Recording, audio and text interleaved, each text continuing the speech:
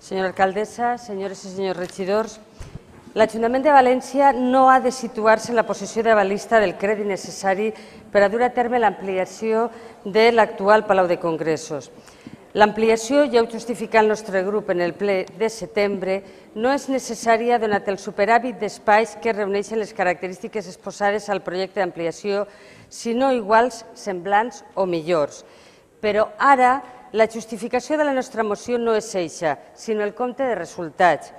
Des de l'anterior ple hem sabut que al compte de resultats corresponent a l'exercici 2011 apareix una subvenció de capital per import de 130.328 euros que a l'exercici 2010 no apareixia ni per aquesta quantitat ni per cap altra.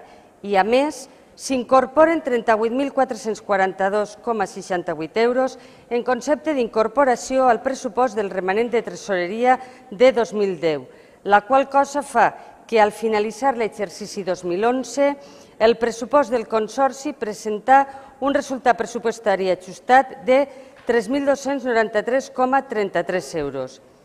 Que curiós que l'any que s'ha de justificar l'ampliació i part d'aquesta justificació es basa en la sostenibilitat econòmica apareguen uns ingressos, si no extraordinaris, molt semblants, per import de 170.000 euros. És a dir, si no hagueren aparegut aquests ingressos, el balanç hauria estat francament molt negatiu i a més no hauria possibilitat el fet de plantejar l'ampliació. Des de l'equip de govern se'ns intenta dir que l'aval no li costarà ni un euro a l'Ajuntament. Això en els avals és cert si aquests no s'executen i amb aquesta comptabilitat és més que segur que l'aval s'hauria d'executar i, per tant, l'Ajuntament hauria de pagar. Per tant, en la situació de crisi en què ens trobem, arriscar-se en un projecte que no és necessari i que, a més, torna a posar en risc l'economia de l'Ajuntament és molt imprudent.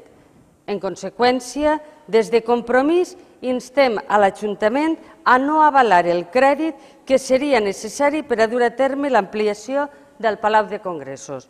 Moltes gràcies. Vostè diu que va ser breu, jo algunes explicacions ja li les vaig donar.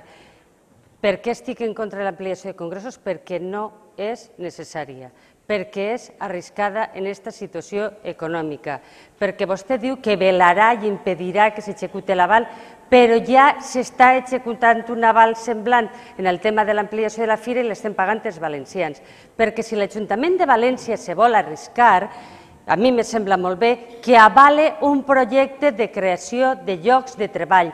En 19,2 milions d'euros se poden generar polítiques d'ocupació i de creació de llocs de treball reals i crearien economia productiva i reactivarien l'economia dels habitants d'esta ciutat i segurament extrauria a un grapat de famílies del marge de l'exclusió social de la que parlem abans. És a dir, el que no entenc jo és quin interès té l'equip de govern d'aquest Ajuntament en què se produïsca l'ampliació, o al final va ser que l'interès és l'ampliació i no el negoci que se genera després. És que, clar, tanta vehemència també a mi me preocupa. És a dir, jo, posicionant-me en contra de l'ampliació, el que intenta és evitar que l'Ajuntament assumisca riscos que no són necessaris. Després, el senyor Brosseta planteja en la primera reunió. Efectivament, el senyor Brosseta i el seu grup estan en el Consell d'Administració del Palau de Congressos de sempre. El grup Compromís assistia per primera vegada en novembre de 2011 al Consell d'Administració del Palau de Congressos i el que van fer és abstindre's en tant en quant no coneguem més informació.